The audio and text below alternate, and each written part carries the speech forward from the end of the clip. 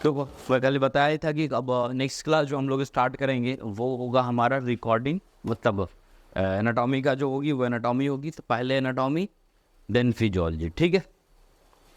तो सबसे पहले इंट्रोडक्शन पे बात करते तो हमें पता ही है जो लंग्स है वो हमारे थोरेसिक कैविटी का एक मेजर एरिया को क्या करता है, कवर करता है। क्या करता है?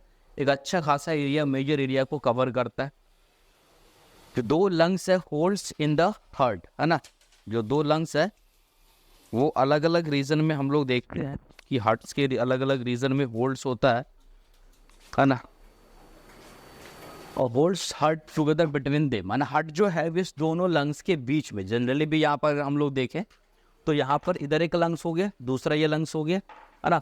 इसके बीच में सेंटर ऑफ में देखने को मिलता है लगभग लगभग क्या है, लेकिन मोस्ट ऑफ द स्ट्रक्चर जो हम लोग बात करेंगे वो लेफ्ट लंग्स के टुवर्ड्स में होगा। किधर होगा? लेफ्ट लंग्स के टुवर्ड्स में देखने को मिलेगा। अब इसकी वजह से बेनिफिट ये मिलता है कि हार्ट्स को एक तरह का प्रोटेक्शन भी मिल पाता है। क्या मिल पाता है? हार्ट्स को एक तरह का प्रोटेक्शंस भी देखते हैं कि हार्ट को एक अच्छा खासा प्रोटेक्शन मिल जाता है ना। इट राइटली डिजर्व, क्योंकि एक तो हार्ट काफ़ी ज़्यादा वाइटल ऑर्गन है, काफ़ी ज़्यादा प्रोटेक्शन की ज़रूरत है। तो एक तो प्रोटेक्शंस है इसके अंदर में, क्योंकि ये बॉडी के क्या कहते हैं कि ऑलरेडी केज के अंदर में है। केज के बाद अगर हम लोग बात करें तो इसका उसके बावजूद फिर अंदर से भी किस तरह का पूरा जो लंग्स है वो भी कहीं ना कहीं कि कोई भी अगर इंजरीज होती है तो पहले अगर इधर से या इधर से फ्रंट इंजरी बेबी डायरेक्टली हट पे हो सकता है, तो वो कहीं ना कहीं इससे जितना पोर्शन वो कवर कर रही वहां पर इंजरी होने से वो क्या करेगा, बचाएगा। तो इस वजह से हम लोग देखते हैं एक बेनिफिट है। अब इसके पास हम लोग देखेंगे कि हर एक लंग्स के पास अलग अलग ब्रोंको पल्मोनरी सेगमेंट्स देखने को मिलेंगे, है ना। जब लंग्स के अंदर में आएंगे तो मैं कल भी बात किया था कि एक लंग्स के अंदर में लगभग कितने 10 ब्रोंको पल्मोनरी सेगमेंट देखने को मिलेगा। अलग अलग रीजन, लोब्स की बात मैं नहीं कर रहा हूँ, अलग अलग सेगमेंट। ये हो गया, फिर ये हो गया, फिर इस तरह से, है ना, ये हो गया।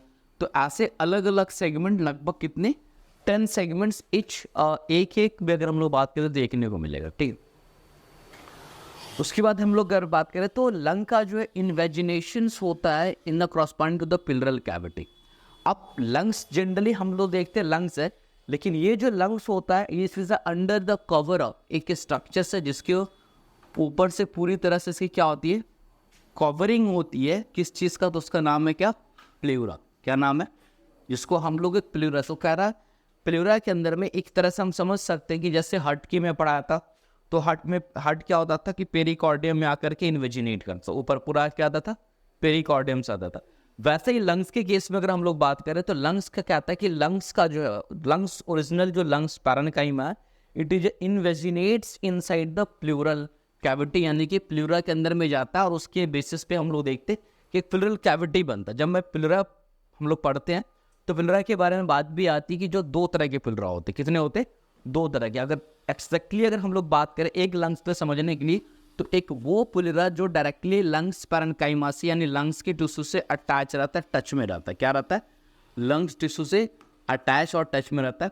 और दूसरा प्लूरा जो होता है वो इसके अपोजिट में होता है।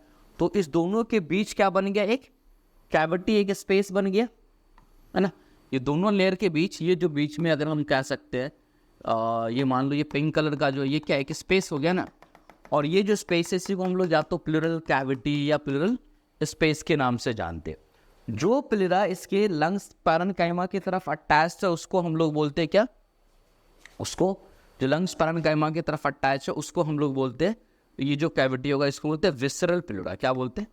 विसरल, क्योंकि विसरा से अटैच है। और जो बाहर की तरफ उसको क्या बोलते हैं?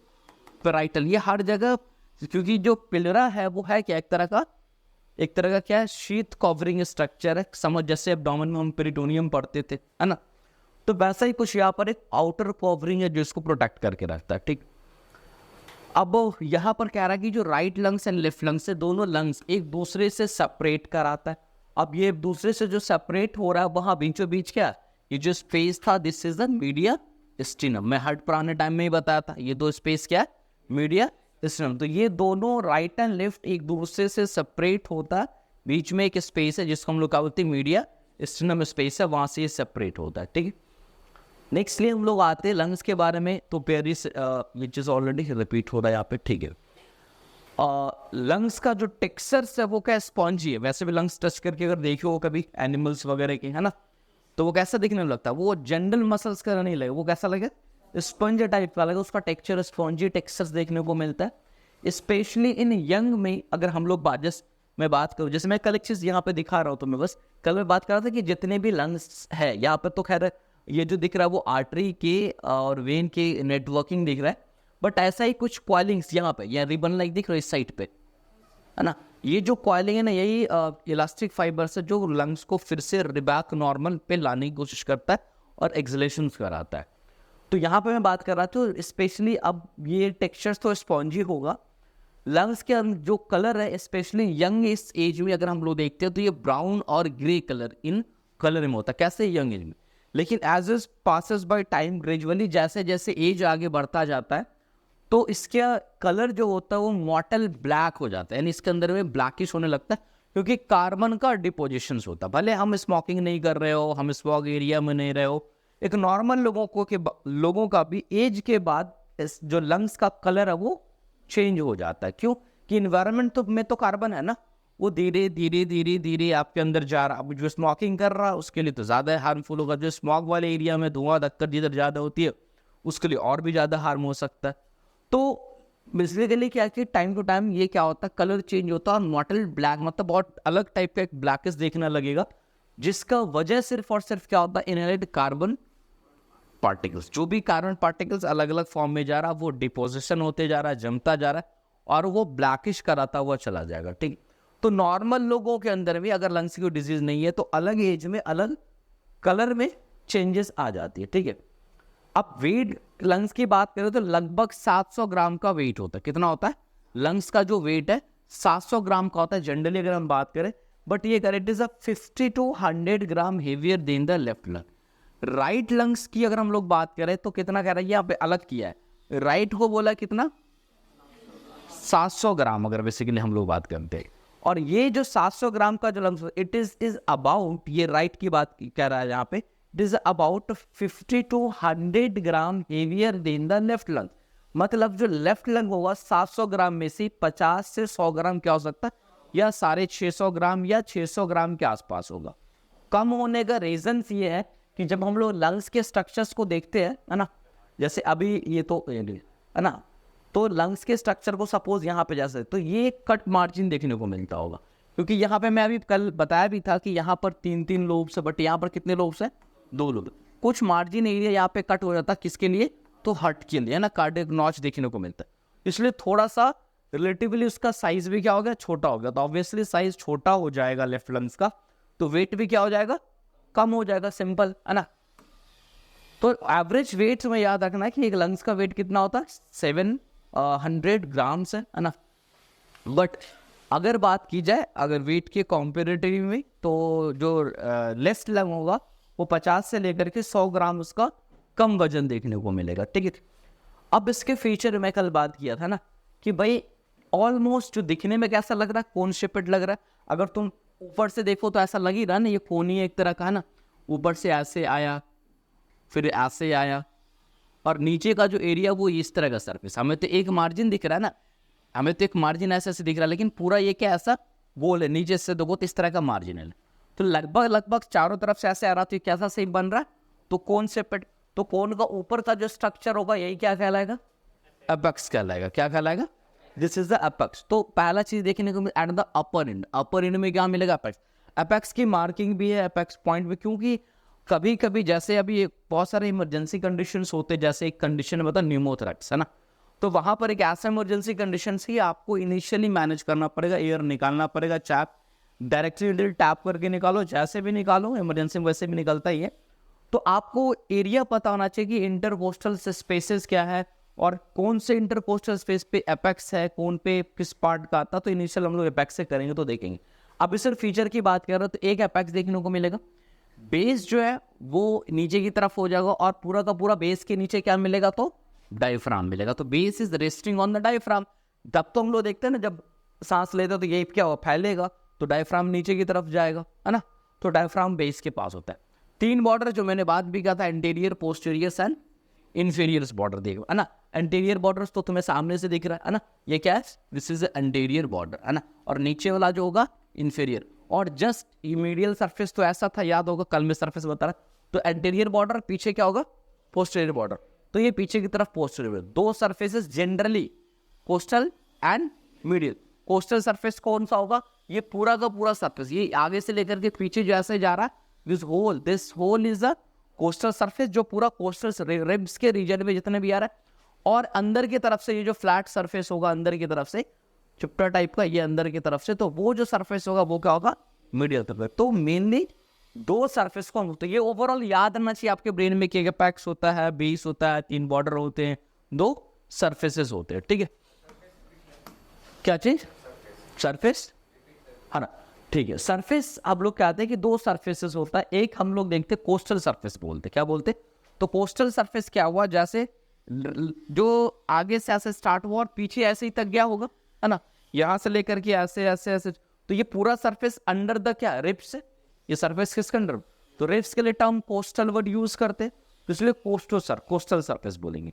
अब ये ऐसे हो गया, लेकिन इस साइड का जो एरिया, अंदर वाला साइड का मीडियल साइड का एरिया, वो तो रिब्स के कंटेक्ट में नहीं है, रिब्स से रिलेशन तो नहीं, तो उसको हम लोग मीडियल सरफेस बोलेंगे।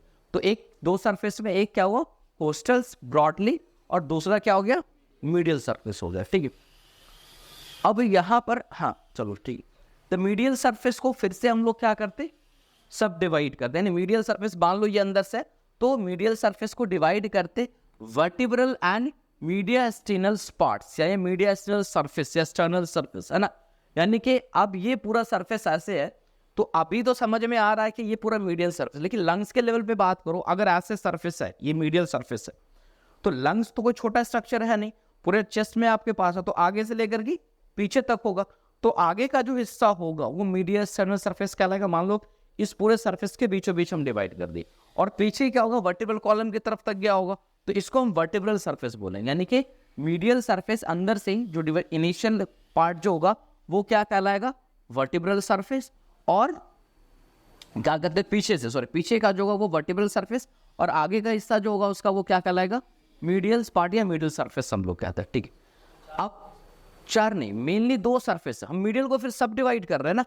मीडियल को क्या कर रहे हैं, ये जो है वर्टिब्रल और मीडियल पार्ट से surface, this is a part of medial surface, क्या ये, this is a part of medial surface, ये दोनों मिलाकर तो एक ही बन रहा है फिर, तो ब्रॉडली हम लोग कह सकते हैं सिर्फ दो सरफेस है, और फिर मीडियल सरफेस जो उसके फिर दो रीजन में हम सब डिवाइड कर रहे हैं, बट दोनों मिलाकर एक ही सरफेस है, वो मीडियल सरफेस है, ठीक है।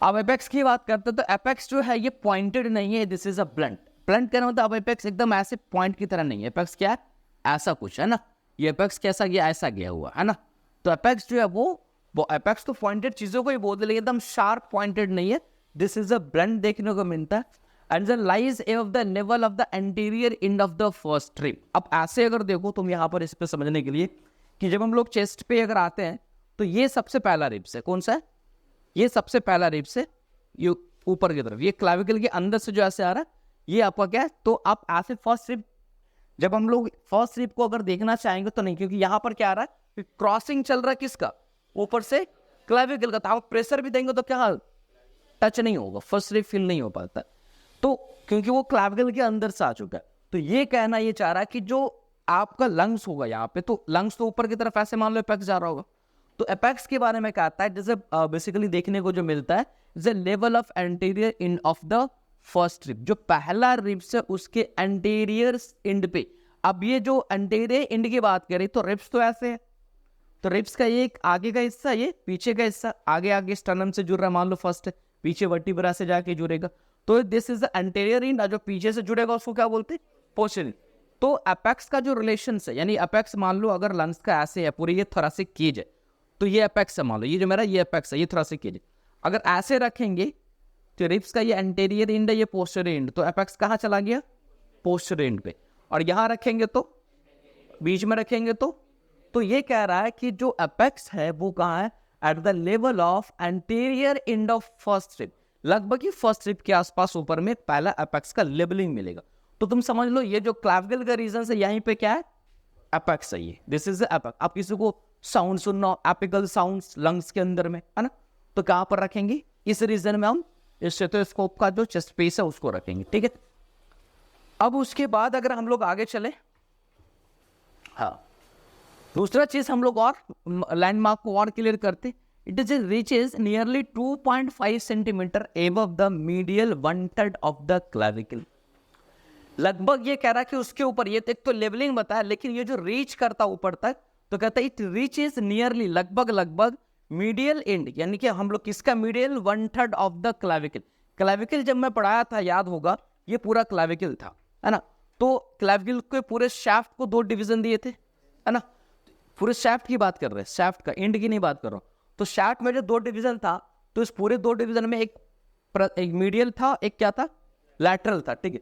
तो यहां पर एक जो मीडियल 1/3 है, सिर्फ जो मीडियल 1/3 होगा, यहाँ पे इसे अगर बात करें क्लैविकल के इस हिस्से, मान लो क्लैविकल का जो पॉइंट यहाँ पे फ्यूज कर रहा है, उस पार्ट से अगर हम लोग करें यहाँ से, तो बॉडी में हम लोग बात करें यहाँ से 2.5 सेंटीमीटर एवं, यानी इस लेवल में तो रहता ही रहता, और ये रीच ऊपर की तरफ करता कितना, 2.5 सेंटीमीटर एवं, कहां से, तो मीडियल एंड जो है 1/3 of the clavicle, just medial to the supraclavicular fossa.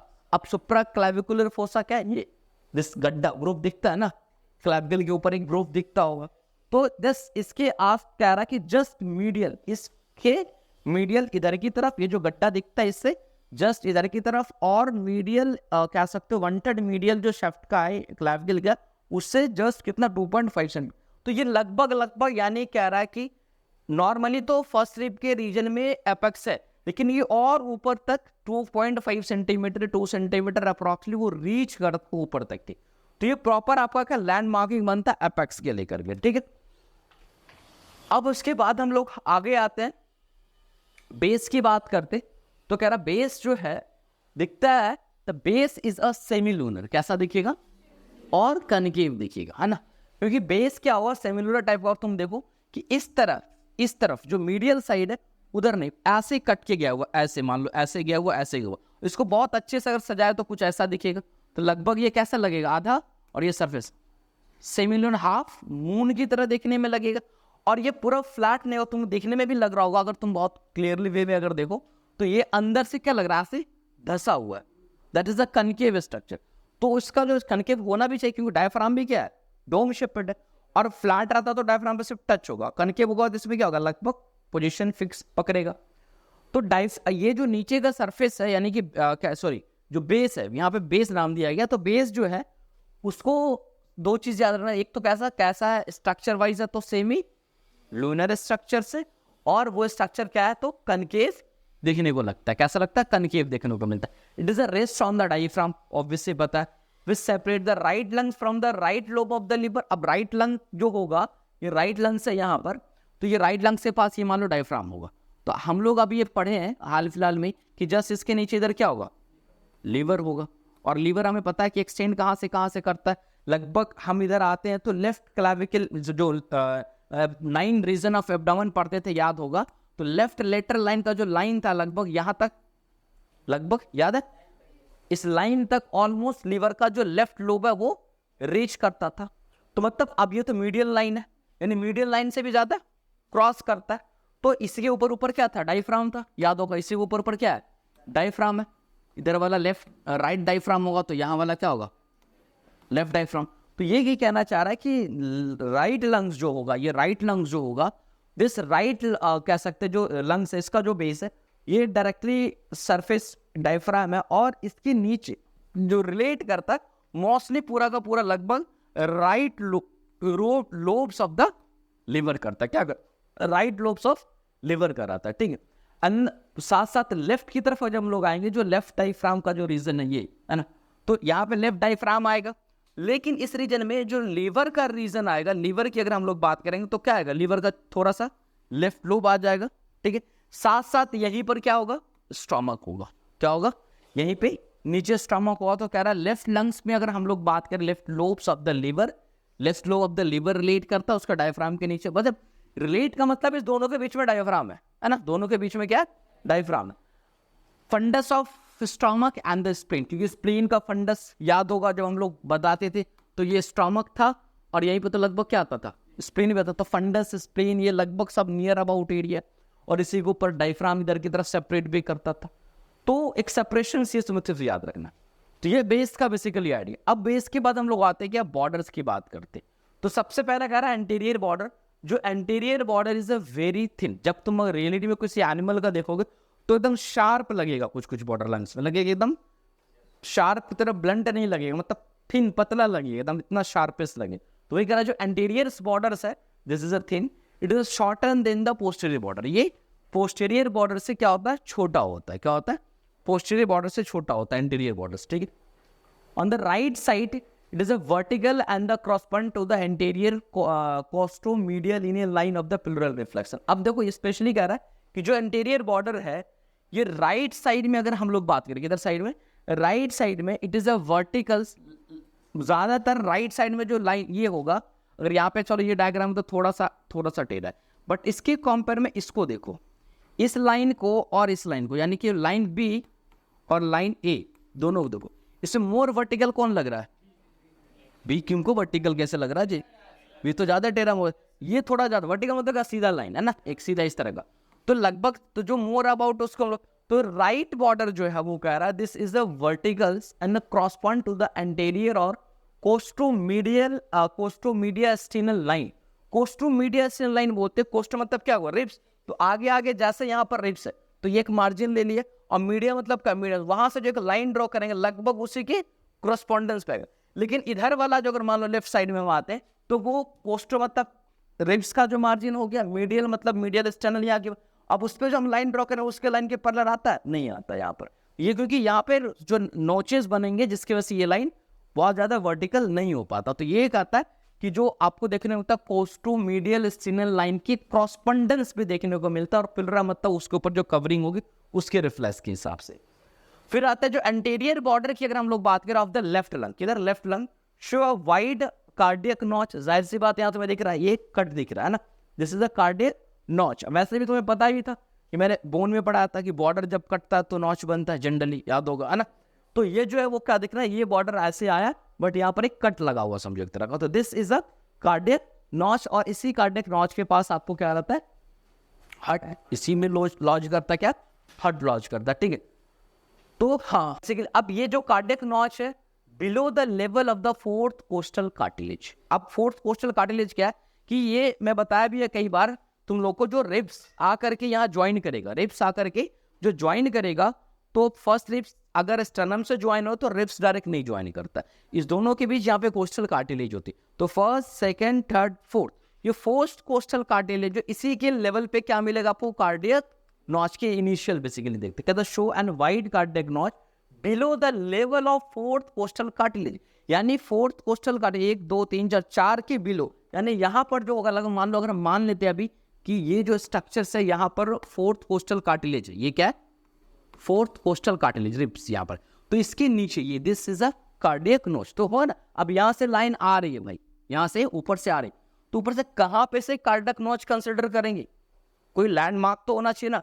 तो फोर्थ कोस्टल कार्टिलेज जहां पर मैच कराएगा वहां के नीचे जो भी बिलो होगा उसका एरिया वही कहलाएगा क्या, कार्डियक नॉच कहलाएगा, ठीक है।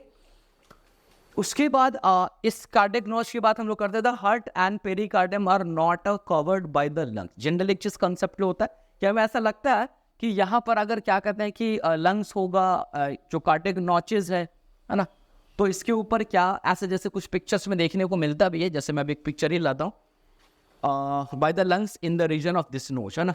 कुछ चीजें ऐसे लगती है कि यहाँ पर जैसे अगर एक पिक्चर तुम्हें दिखा रहा हूँ फर्स्ट में जो आया था, है ना, हाँ, कि ऐसा लगता है ना कि ये हमें समझ में आना चाहिए कि ये हार्ट है, और इस नोच की वजह से क्या ऐसा है कि लंग्स या पिलरा उसके ऊपर जो कवर वो आके लंग हार्ट को कवर करता है, फ्रंटली कोई कवर नहीं है, साइड से तो है ही बट आउटर अगर हम फ्रंट में देखें तो ऐसा कोई नहीं है कि इस नोच की वजह से इसके ऊपर एक कवरिंग प्रोटेक्शन मिलता है, there is a directly open to it, है ना। ये ऑलरेडी फ्रंट्स की मैं बात करूँ, साइड में तो ऑलरेडी वहां पर क्या है, पूरा लंग्स का तो पैरन का है ही उसके अंदर में, ठीक है। तो ये तुम्हारा क्या हो गया, बॉर्डर्स की हम लोग अभी बात कर रहे हैं, ठीक है। The heart and pericardium is not as not ठीक। अब पोस्टीरियर बॉर्डर एंटीरियर के कंपेयर में थिक होता, ये थोड़ा इल डिफाइन है, प्रॉपरली डिफिनेबल नहीं है ना, एक लाइन में हम लोग इसको चलते। इसका एक्सटेंशन की थोड़ी सी बात है, कह रहा है कि पोस्टेरियर बॉर्डर जो लंग्स का एक्सटेंड करता है level of 7th cervical spine. अब 7th सर्वाइकल स्पाइन तो ढूंढना सबसे आसान है, टफ कैसे? सबसे आसान है, गर्दन ऐसे करो, सबसे पहला जो बड़ा हुआ मिलता है, जो अभी कपिंग सीखोगे उसको सबको पता होगा, आपको मैं दिखवाया था, है ना?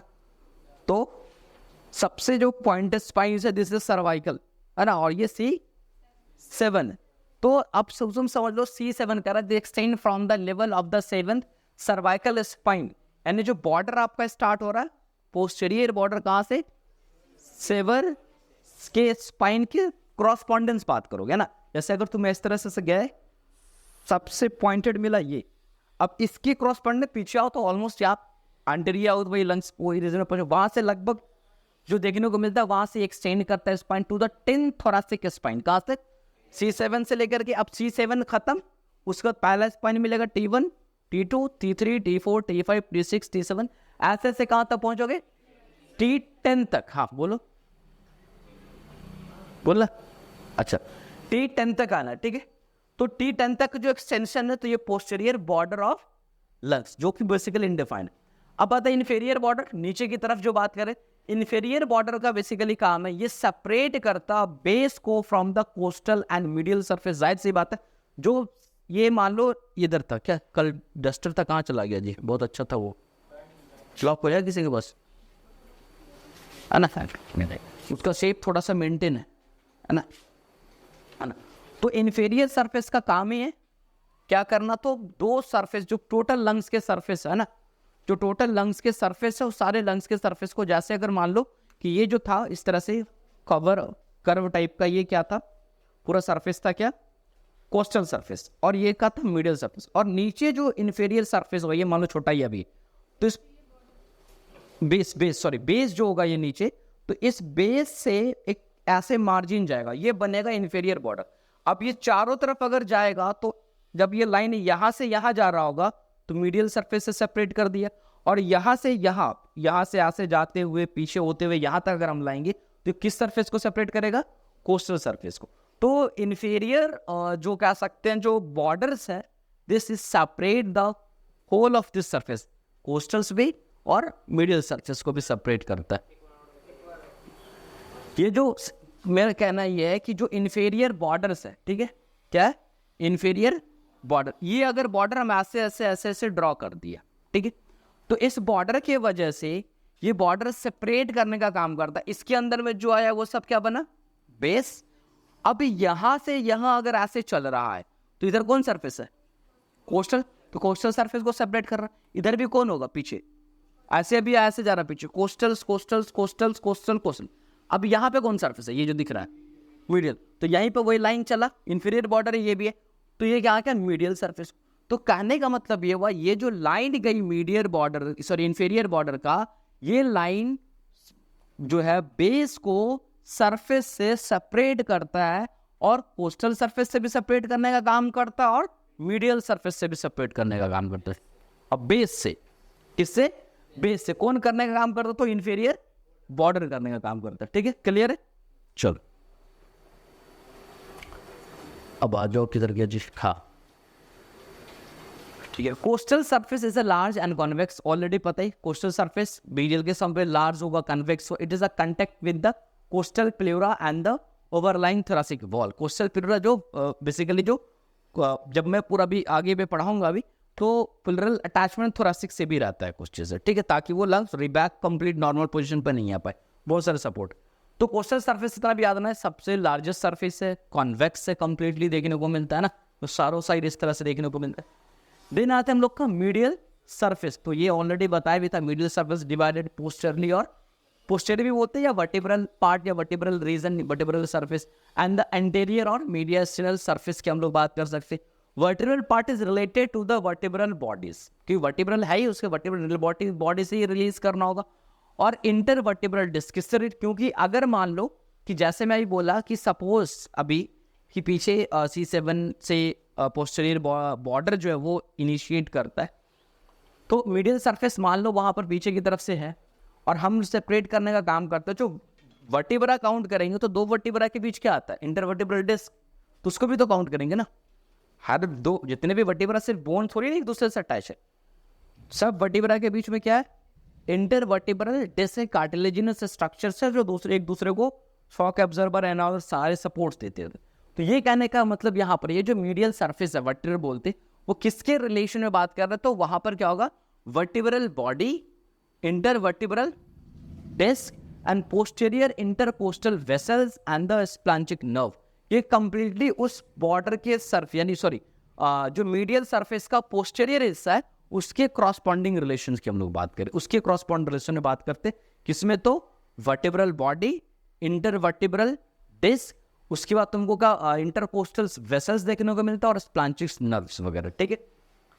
अब इसके बाद अगर हम लोग आते मीडियस्टर्नल पार्ट जो एंटीरियर पार्ट है उसके रिलेशन की अगर हम लोग बात करें तो the mediastinal septum and the shows a cardiac impression सामने मिलेगा ही एंटीरियरली अगर हम लोग आएंगे, at the hilum a number of the other impressions and which are different on the other. Majorly हम लोग बात करेंगे जो एंटीरियर सेगमेंट होगा यानी कि मीडियल सरफेस का जो एंटीरियर सेगमेंट उसमें क्या क्या चीजें देखने को मिलेगा, तो बेसिकली कार्डियक इंप्रेशन, तो कार्डियक शैडो मिलेगा, यहाँ पर हट होगा इस साइड में स्पेशली।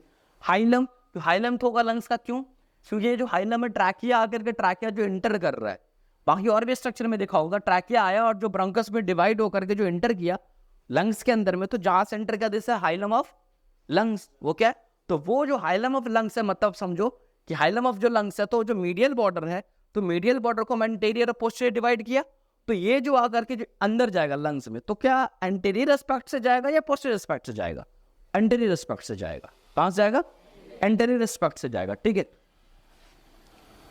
चलो अब ये तुम्हें बॉर्डर सरफेस की बात हो गई, अब आता features and lobe of the lungs, कुछ फीचर्स है ना, ये फीचर का समझना तुम्हारे लिए ज्यादा आसान है क्योंकि जब इंटरप्रिटेशन एक्सरे स्पेशल रेडियोलॉजी के बच्चों को मैं बता रहा हूँ, जब तुम इसमें जाओगे प्रैक्टिस या तुम रिपोर्ट एक्सरे देखोगे, एक्सरे की फिल्म देखने को मिलेगा, तो वहां पर तुम्हें मार्क करना पड़ेगा अपने आप को, जो तुम्हारे पास अगर आ गया एक्सरे के में, तो दिखने के बाद पहले तो लंग्स तो समझ में, पहले बहुत सारी चीजें इसकी स्टेप बाय स्टेप सीखना, बट मोटा मोटी में बात कर रहा हूँ कि तुम्हें बेनिफिट कहाँ से आएगा, तुम्हें पता होना चाहिए लंग्स का ये हिस्सा, अभी तो अभी समझ में रहा, हाँ ये अपर लोब है, ये मिडिल लोब है, ये लोअर लोब है, लेकिन यही चीज को आपको सेपरेट क्या करना है, एक्सरे के फिल्म पे करना है, तो अगर इस रीजन में कुछ दिखेगा तो अच्छा लंग्स, ये राइट लंग्स है, इसके लोअर लोब में प्रॉब्लम, इतना तो कम से कम पता होगा कहाँ पे प्रॉब्लम है, क्या है तो बात की बात आएगी, पहले तो कहाँ पर है ना। तो इसलिए लोब्स को समझना और लोब को समझने के लिए आपको फीचर का समझना ये काफी जरूरत की बात होती है। तो राइट लंग्स की पहले मैं बात करूं, डिवाइडेड इनटू 3 लोब्स, कितने लोब्स है, 3 लोब्स है, अपर मिडिल एंड लोअर, कितने हैं, अपर, ये आपका आ गया अपर, और यहाँ पर ये फीचर है, फिर यहाँ पर एक फीचर्स है, ये हॉरिजेंटल फीचर है, ये ऑब्लिक फीचर है, ये हो गया मिडिल, ये क्या होगा, अब तुमको सर लोअर लोब बड़ा छोटा लग रहा है, लोअर लोब इधर से छोटा लग, पीछे बहुत बड़ा ये लोब है, पीछे से एक्सपेक्ट से ये छोटा, आगे ऐसे दिख रहा है ना, मान लो ये इतना बड़ा मेरा हैंड है, हम ऐसे दिखा रहे तुमको, ये पीछे छुपा हुआ ना मेरा, यही कंटिन्यू किया ना, ये छोटा सा हिस्सा दिख रहा है, यही क्या कर रहा है, तो सही मैं समझो तुम ऐसा कुछ इधर कि आगे की तरफ से ऐसे है और पीछे की, आगे की तरफ से ये मिडिल दिख रहा है और ये हाइट है और पीछे की तरफ से क्या है, ये जो कंटिन्यू करेगा ये पीछे लोब है, तो 3 लोब, अभी सिंबल याद रखो, by divided by 2 fissure, horizontal और ऑब्लिक। लेफ्ट की बात करें, left lung is divided into 2 lobes by oblique fissure, only एक क्या ऑब्लिक फीचर इस तरह से आएगा और ये ऑब्लिक फीचर डिवाइड करके चला जाएगा 2 लोब में, ये तो सीधे में से बनेगा क्या, अपर एंड लोअर सीधा बनेगा, ठीक है। अब कह रहा जो ऑब्लिक फीचर्स है is a cut into the whole thickness of the lungs, याद जब लंग्स को तुम लोग देखे होगे तो ऐसे लग रहा है कि लंग्स एक है, लेकिन हाथ में लोगों तो लेफ्ट में लगेगा 2 टुकड़ा में, एकदम 2 टुकड़ा, ये फीचर सिर्फ ऊपर ऊपर नहीं है, पूरे लंग्स के थिकनेस में है, मतलब अगर चाहो तो तुम यहाँ से नॉर्मली चाहो, क्या होता ही है, तुम ऐसे चाहो तो हटा दोगे, हटाने मतलब ये नहीं एक अलग रख दिया अलग रख दिया, वो कंटिन्यू लगभग पूरे थिकनेस को कट दो, थोड़ा सा जाकर, जैसे मान लो ये मेरा 2 हाथ टच में है अभी ये, तो हर पॉइंट एक दूसरे के टच में है, फिर भी तुमको लग रहा है बीच बीच क्या बन सकती है, एक दरार इसके बीच बन सकती, अब मैं को इस तरह से, तो लगभग पूरा का पूरा थिकनेस कट गया, थोड़ा सा पोर्शन जो अटैच एक दूसरे से होता है, थोड़ा सा पोर्शन जो अटैच एक दूसरे, तो कह रहा है जो ऑब्लिक फीचर, हॉरिजेंटल नहीं, जो ऑब्लिक फीचर ये कह रहा है this is a cut to the whole thickness of the lungs except at the hilum, क्योंकि हाइलम के पास, क्योंकि हाइलम के पास अगर कट कर देगा तो जो अभी आया था ये ऊपर से क्या पल्मोनरी ब्रोंकस जो आया पल्मोनरी ब्रोंकस, तो ये तो हर लोब में जाकर ब्रोंकस आएगा, अपर लोब में, फिर नीचे जाएगा क्या, हाइलम के पास सब अटैच्ड है। सेम है, जिधर आएगा तो अगर इधर आ गया तो एक अपर लोब में, एक मिडिल में, एक नीचे आएगा क्या, लोअर में जाएगा, है ना। तो oblique fissures is cutted the whole thickness of, यानी लेफ्ट लंग को तुम लेगो तो लगेगा 2 टुकड़े में लंग्स बटे हुए। अगर तुम नहीं अगर है तो कभी एनिमल वगैरह में जाके देखना, क्लियर कर तुमको दिखाई देगा ये सब चीज, ठीक है। Cutting the whole thickness of the, चलो ये चीज हो गया। सिर्फ एक पार्ट है हाई लेवल जो कंजॉइन करके रखता है, एक तरीके से ज्वाइनिंग कह लो, वहां पे मिल जाए, है ना। अब बात करें fissures lobe of the lungs, है ना।